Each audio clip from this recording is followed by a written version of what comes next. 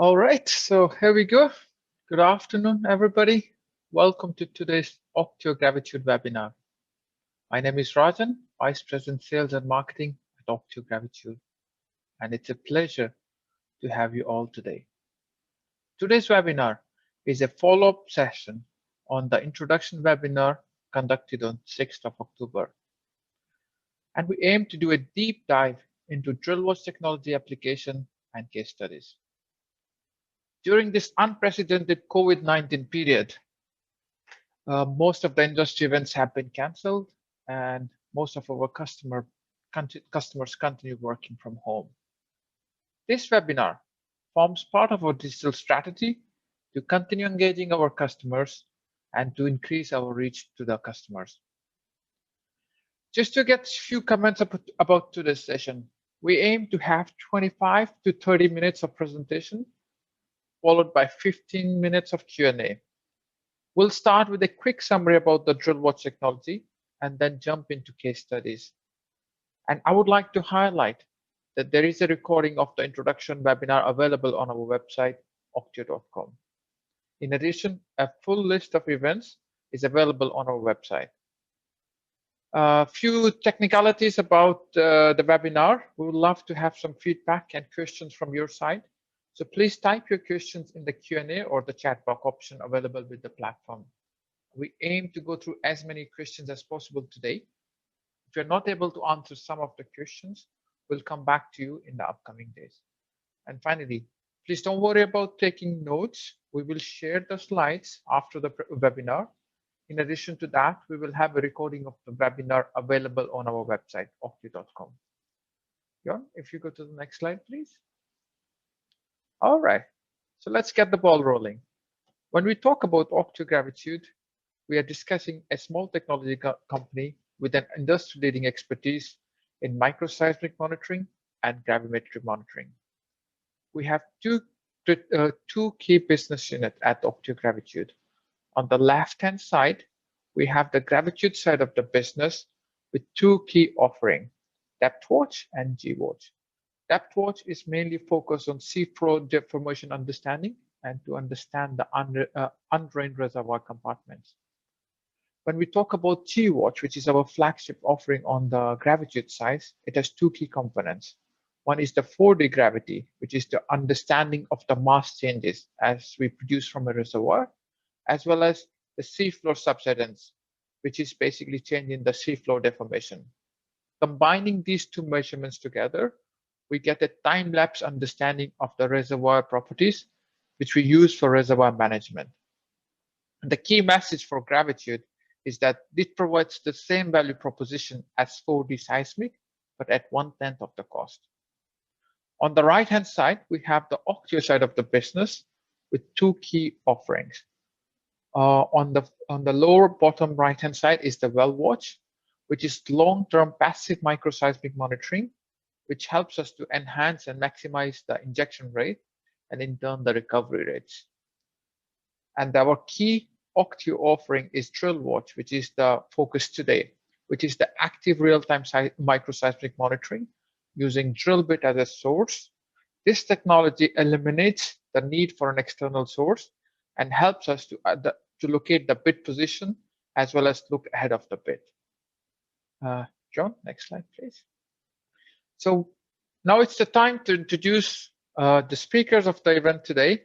So I'm joined here with Jon Yvonne Lingard, Vice President Sales and Business Development, and Alex Goetz, our Senior Geophysics and Product Lead. Jon has extensive business experience with OCTIO Gratitude and has been one of the early members of the team. He has done multiple management roles within the company and currently leads the business development efforts at OCTIO Gratitude. Alex is one of the most senior geophysics and have extensive industry experience and has been one of the driving forces to take the DrillWatch technology to the next level. Alex, Jon, welcome to today's webinar. How are you guys doing today? Thank you very much, Rajan. I hope you are as excited as I am. So you can see I'm smiling all the way. Absolutely, absolutely. It's going to be quite perfect. Quite a lot of fun now. Yep. With that, I'll pass it to Jon. You run the show from here. Thank you very much. Thank you very much.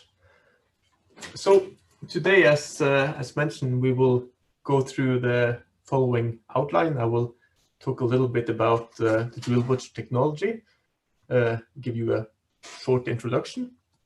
We will talk about the applications and the value proposition for the technology. We will get into some field cases, so Alex will safely guide us through the field cases. We will have some key operational points before we make some conclusions. So, DrillWatch in a nutshell. So this technology, as Rajan already mentioned, is all about listening to the sounds emitted by the drill bit during a drilling operation. We are listening to these sounds by placing a seismic cable in the close vicinity of a drilling rig, and we are actually connecting the cables on the seabed to the rig itself through an umbilical, and this allows us, basically the data to flow and come onto the rig in real time.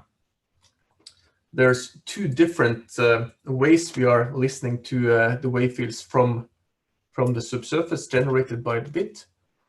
One is listening to a direct wave field, and when we are listening to the direct wave field from the bit, this allows us to get a very good understanding of where the bit is in real time during drilling. This can be quite valuable information with regards to geosteering. So that means that we can understand where the bit is at any given time compared to the seismic information. So you can basically allow yourself to understand where you are in the seismic domain, which can be quite interesting with regards to hitting the high net areas in your reservoir. Another quite important factor with this type of technology is that you can also have higher resolution, so you can avoid colliding into old well trajectories. And in addition to that, since the cables are placed on the seabed, we also have the ability to listen for any integrity issues that may occur during the drilling operation. I will come a little bit back to that afterwards. Kind of the second way of listening to these wave fields is to actually look at the reflected wave field ahead of the bit. This allows us obviously to look ahead for geological horizons located below the bit, and it allows us also to understand if there's any hazards coming up during the drilling operations, that this can be faults or other more dramatic objects in ahead of the bit, as for instance karsts. So this is this type of information we are able to obtain in real time. The monitoring is happening 24/7. So we are, as soon as the system is deployed, we are able to basically listen to the effect of the drilling and also other types of activities. So this makes it a quite cost-effective tool, actually, because we don't need any sorts of tools in the wellbore itself, and the technology do not require any interruptions in the operation. So we are not exposed to weather and things like this, and we are also allowing for a quite slim and nice well design and also limited complexity in the borehole assembly. This technology has also the ability to utilize already existing infrastructure, as for instance PRM. Drill bit positioning. So just to give you an example, so this is coming from a published example on the Grane field. So if we are listening to the sounds emitted by the drill bit for a couple of minutes, we are able to correlate out a source scatter, as for instance the one we are looking at right here. Here you can quite nicely see the first arrivals coming from the drill bit itself. just to give you a little bit more understanding, if we choose one of these receivers that you see on this picture and plot it as a function of time, we are actually able to see how this signal is distributed as the drilling is evolving. And you can see that this first break, this direct wave coming from the drill bit itself, is coming deeper and deeper and deeper. And you can also see how the information coming from the drill bit is strongly correlated with the rate of penetration. So the point is that if we are using this type of information, it's actually quite possible to use this information to obtain a position of the drill bit in 3D. And by doing basically a point source migration of the information coming from the drill bit, we can obtain a lateral positioning with a precision of 2 to 3 meters.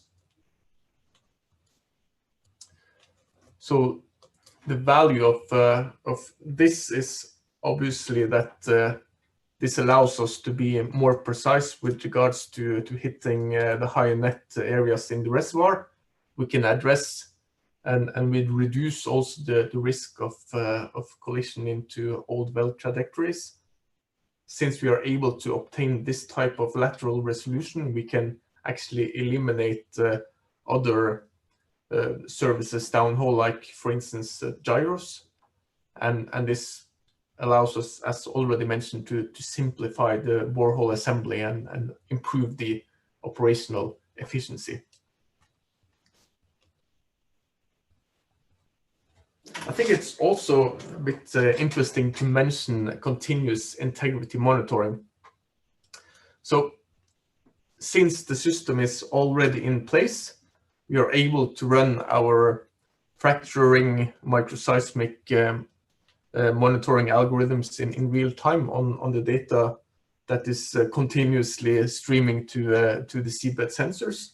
This allows us to actually monitor well integrity and also caprock integrity, and we can also locate some perforation shots. So I've added a couple of examples of projects that we have been involved in on the top here.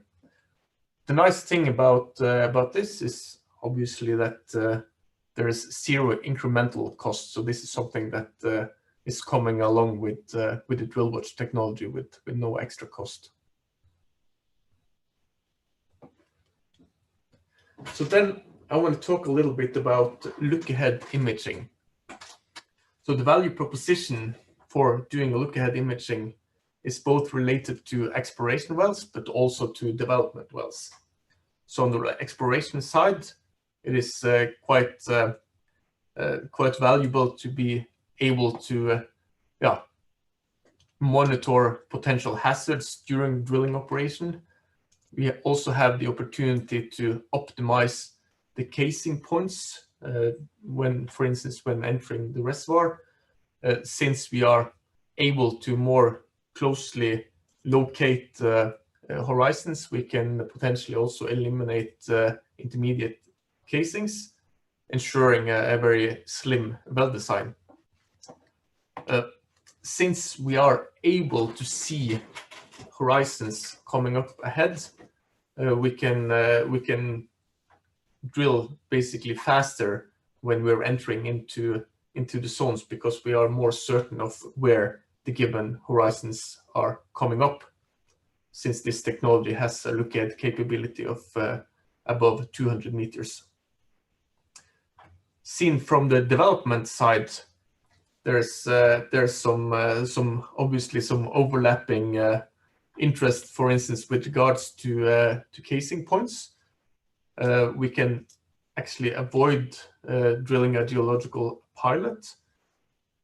We can also improve reservoir drainage, and I think I want to elaborate a little bit what we mean right here, because, for instance, if you are landing a well, one of the really nice benefits of this technology with this type of look-ahead capability is that we can actually guide the landing of the well. One of these problems you often face is that you're not able to build the right angle when you are entering into the reservoir. So sometimes you are actually in a position where you are kind of too steep in the reservoir and you are generating a zone, so basically a dip at the very heel of the well, which you have a higher risk for starting producing water at an early stage.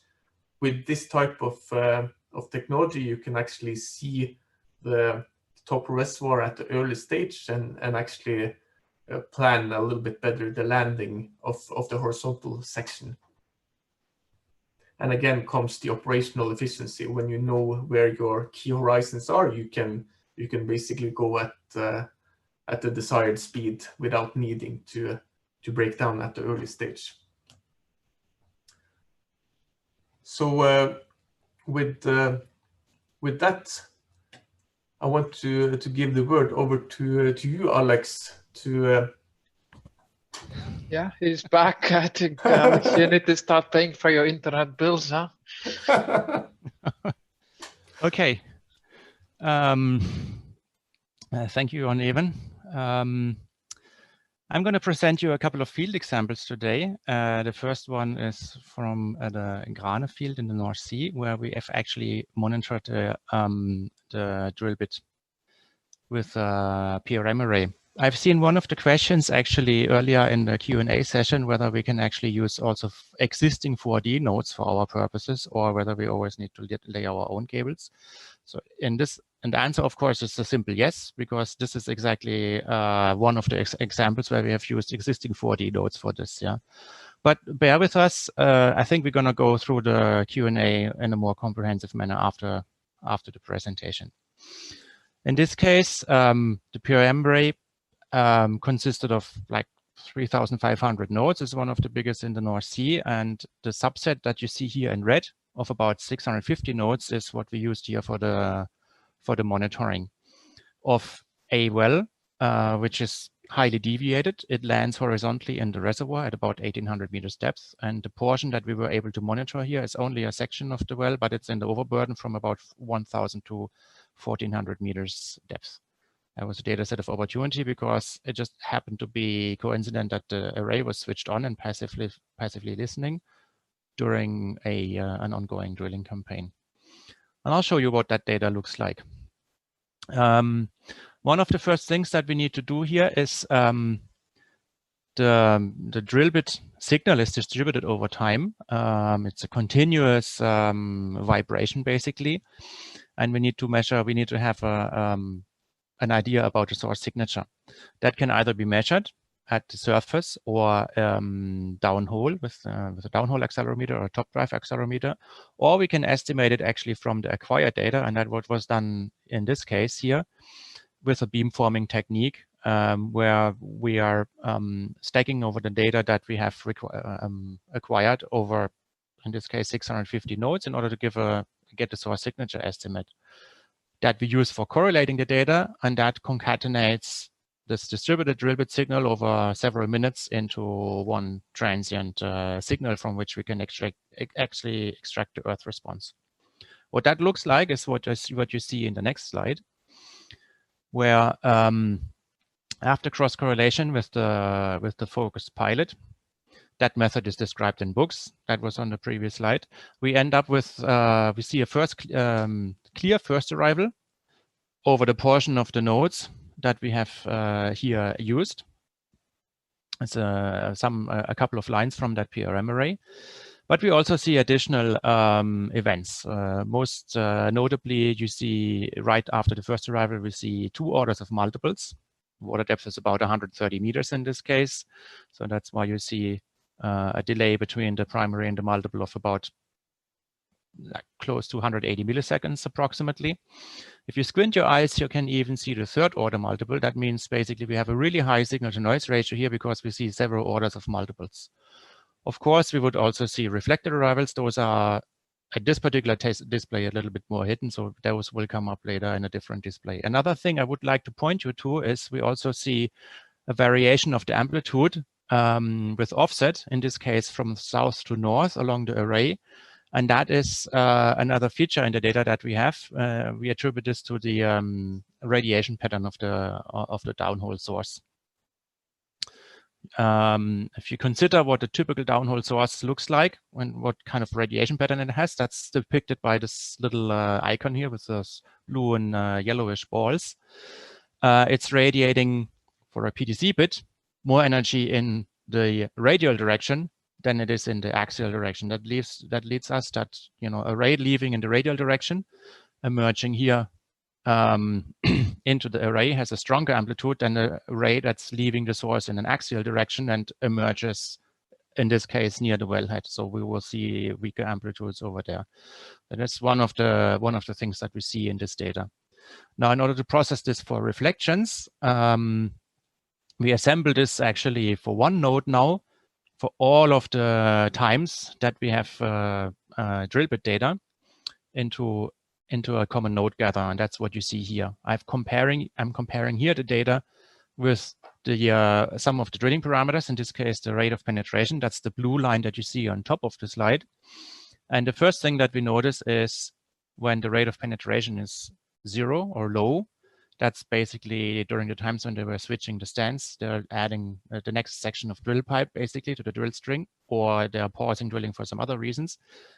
We don't see any signal. So that's the first QC step that confirms to us that the signal that we're seeing here is actually stemming from the drill bit, because the drill bit doesn't rotate or it's not drilling. We don't see it. Yeah, and that's basically what you see here with these red vertical lines. In addition to that, we can clearly see some of the most prominent phases here: the downgoing P arrival, which is the direct arrival from the drill bit from the drill bit positions to the nodes.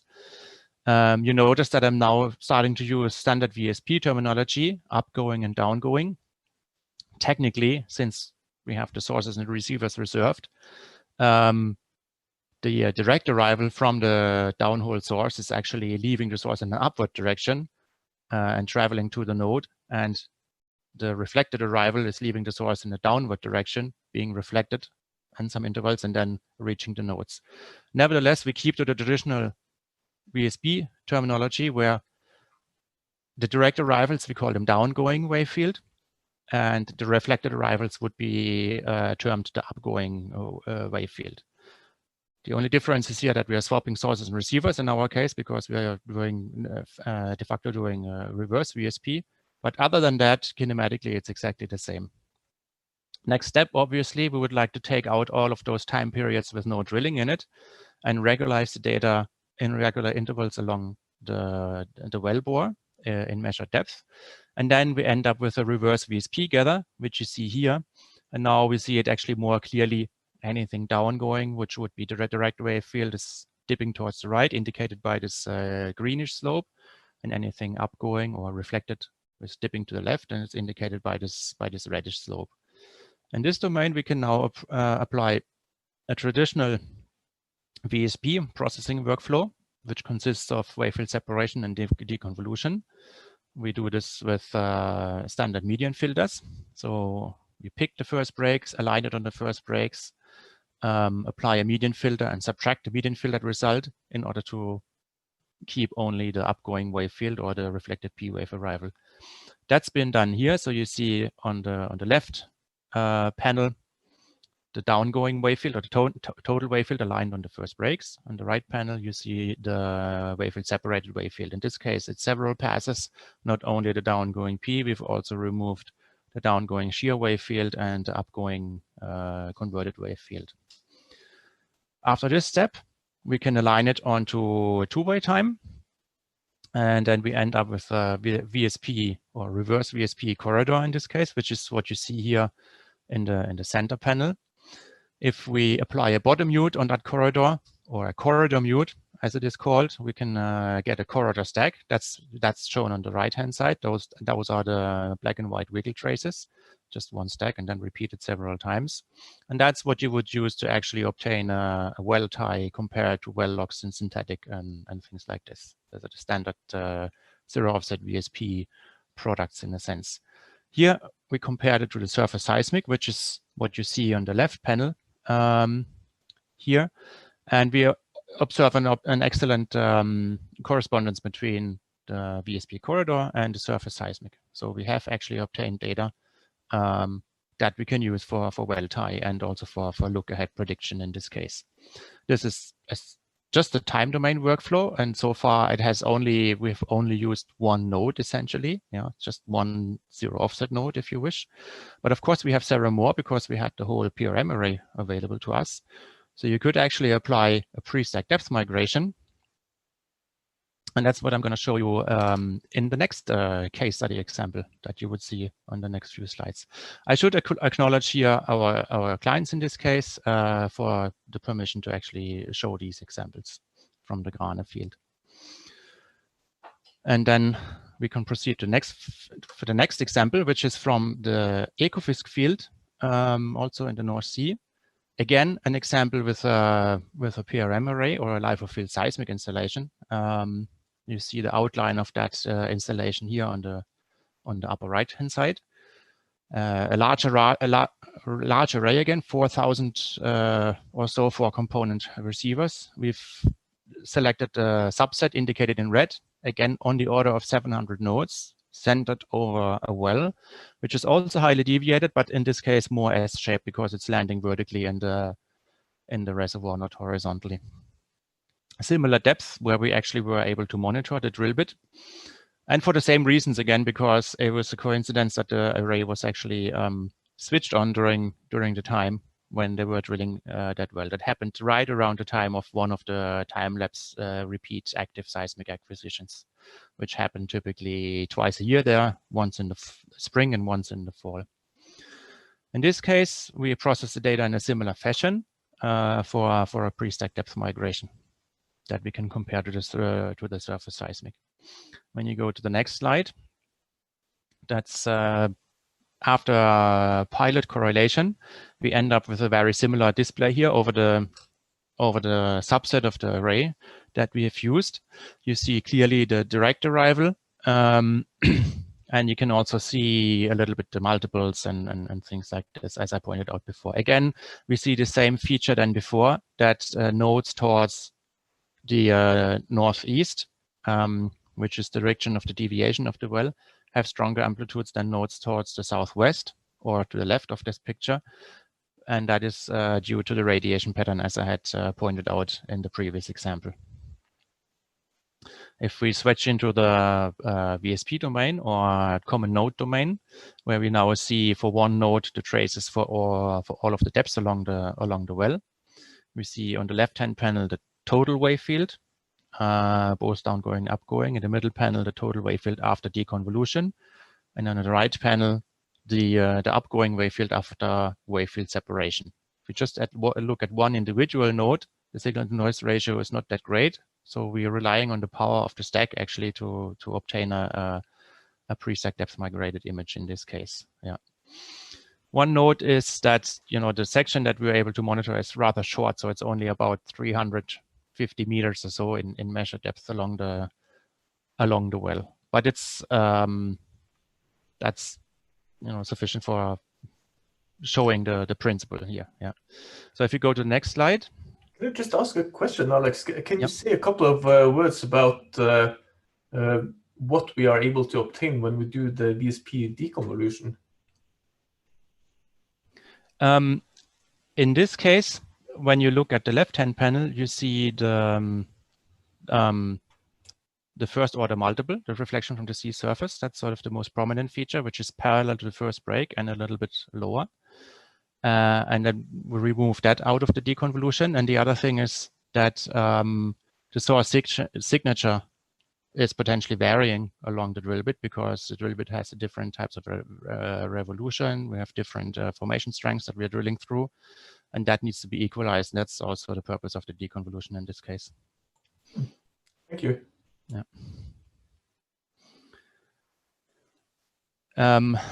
After the pre-stack depth migration, we obtain a 3D reverse VSP image, which is in general cone-shaped below the receiver array, or in this case, the drill bit source points in the well. And you see here 3 different sections. One is along the well path, that's the left panel here.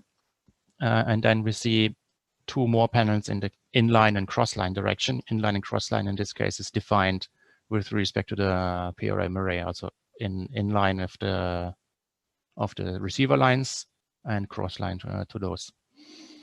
It's a very narrow aperture, as I said, so we have sort of a narrow image in a sense, just below where we actually had the sources, the drill bit sources monitored. But we see we're able to actually open up the migration all the way down to below the reservoir depth. So we actually open it up to 3,500 meters. The reservoir is about 3,000 meters in this particular case. And we obtain a really good high resolution image, which compares very well with the background surface seismic image down to the reservoir level. You squint your eyes a little bit, you see the faults in the background surface seismic image that are also mimicked and replicated in our 3D VSP image here. On the next slide, you see a depth slice that shows you a little bit the extent of that 3D reverse VSP image with respect to the well path and the monitored portion of the well path where we actually had drill bit sources. And again, we have an excellent comparison of our image with the background surface seismic image. I call it surface seismic, but it's basically the image that comes from the LOFS array from the nodes. Yeah, so it's an ocean bottom node produced image. Yeah, but surface with respect to our image, which is from the downhole sources. Yeah. So that was that. That is one example. I think the next slide acknowledges our client in this case. Yeah. I just wanted to. So I remember in the start you mentioned that it was about 91 nodes. So just on this figure on the top right, what is kind of the what is the cross line distance between these inlines? No, exactly. So I've shown you in the beginning there was 650 or so nodes that we used in the processing. In the end, for the imaging, we only used a subset of this for various reasons, because we only had a short portion of the well available to us. Yeah, and the spacing in between the nodes is 50 meters. We have about 30 or so nodes in one line and 3 lines, altogether 100 nodes or 120 nodes, I think it was. Yeah. So we are talking about an offset from the well path of the furthest receiver of on the order of 750 meters, 15 times 50. Thank you. Thank you.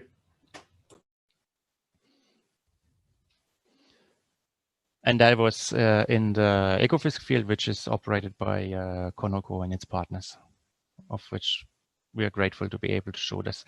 One last note, all of those examples are in the public domain. The first example you will actually be able to see as a talk in the upcoming EHE online conference. That is, it was supposed to be in June, the EHE conference, the 82nd in Amsterdam, I believe. That didn't happen because of the Corona crisis. Now it's an online conference at the beginning of December. So you'll have a chance to see the paper presented there. And the Ekofisk example here that I just shown is now published in this month's issue of the First Break. So November issue of the First Break, so you can actually read up on it. Also, last but not least, we've done a few more examples, and one of the examples that we have also successfully worked on that we are allowed to talk about, but not yet show the results, hopefully in the near future, is from the Valhall field, also in the North Sea, also with a PRM array. Yeah. Thank you very much, Alex. That actually brings us over to the next point. So I just want to say a couple of things about operations. So as we have talked about now, it's possible to use PRM systems. We have also systems available for deployment consisting of either 100 or 240 sensor stations. These sensors are they have quite high sampling. So it's actually 25 meters between each sensor on the system itself. These systems we have can both be mobilized on and deployed on the seabed using either an anchor handling tug vessel or actually just a supply vessel. And we have a NORSOC approved deployment setup that is quite straightforward to mount onto the supply vessel. So for doing the monitoring, we actually have a web-based software, we call it Guardian. And this allows us to quite easily integrate the monitoring with the customer workflow in operation. And with that, I'm just going to conclude. I hope that after listening to this talk, you can see how DrillWatch can help you improve the oil recovery and also reduce the costs during a drilling operation, and in addition to that, reduce the risk. So with that, I would like to thank you all for spending some time with us, and I'm really looking forward to have some questions. All right. Thank you very much, Jon, Alex, and especially to Alex. It's always a pleasure to listen to you. It was really good. I would just like to highlight we have quite a interesting and diverse customer-based participation. So thank you to everybody for dialing in today. I know it's a bit late in the hour. We have a few questions on the line, Alex, so we kind of do a rapid fire round because we are running a bit short on time. But if we cannot answer some questions, we'll come back in the upcoming days. So first one, how does drill bit or a BHA vibration affect the noise correlation and data quality? Yes, thank you for the question. I mean, that's exactly the type of noise that we're trying to exploit, right? So the vibrations of the drill bit itself, yeah, that is basically what we are seeing, yeah. So the noisier it is, the better our data quality is.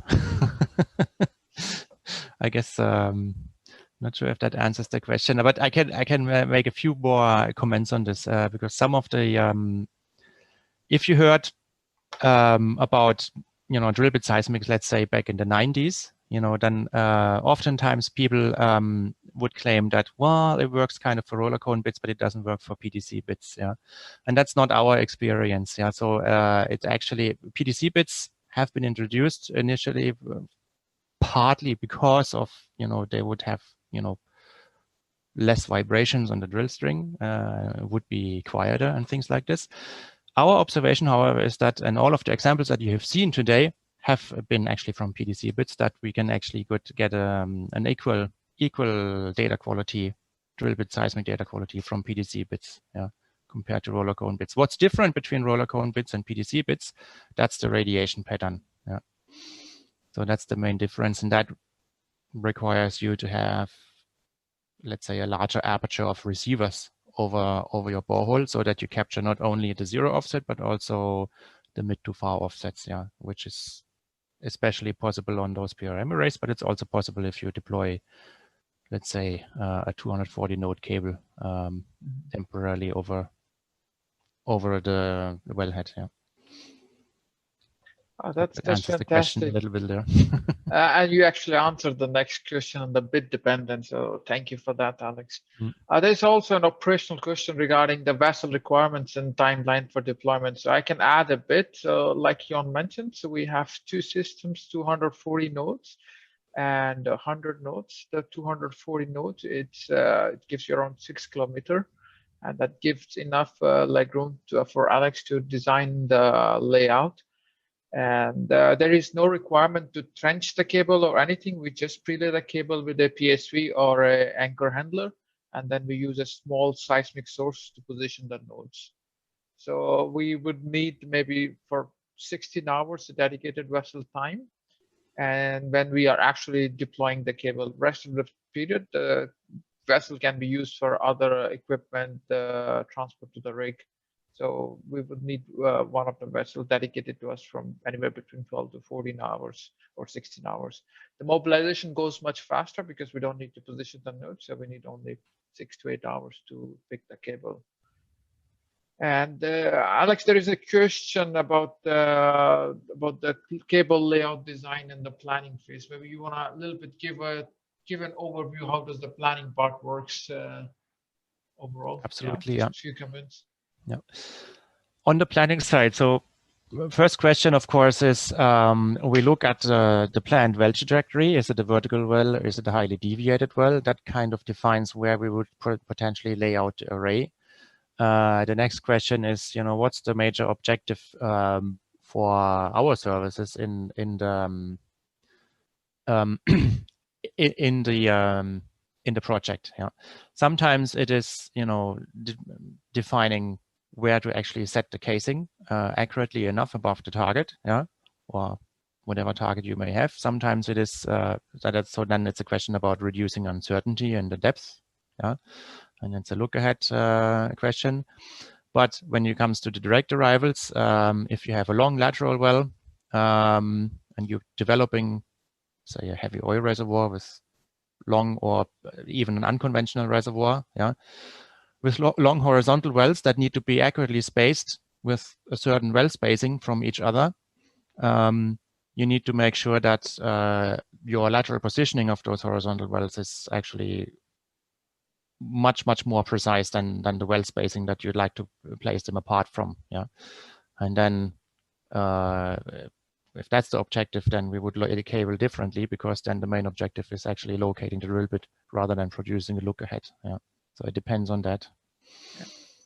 I will just add a comment here. So we do have the capability to run 2 cables in tandem. So basically we can run a 480 node system, and that can be really useful for a development campaigns where you're going to have multiple wells next to each other. That means in single deployment, you could potentially monitor multiple wells, so we don't have to relocate the cable after each well.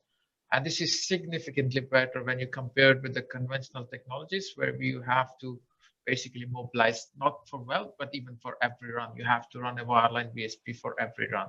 Here we can monitor multiple wells with one deployment. So just wanted to add a comment. All right, so I think we have 1 or 2 similar questions, but we're kind of close to end of our timing today. I would like to thank all our participants for joining us today. In addition, I would like to highlight that we kind of braced through the introduction and operational pretty quickly today, but there is a recording available on our website where we go through a detailed introduction of the technology and the operational needs. So please go at our website, OCTIO.com, and have a look if you have any more questions about the introduction. And please give us a shout at contact@octio.com, and we'll be happy to reach out to you and share more details. We'll share the slides in the upcoming days, as well as we'll put the video for this webinar on our website, octio.com. With that, I would like to thank everyone today, and our guests, our speakers today, as well as all of our participants. Thank you very much, and have a nice day. Cheers. Thank you. Thank you.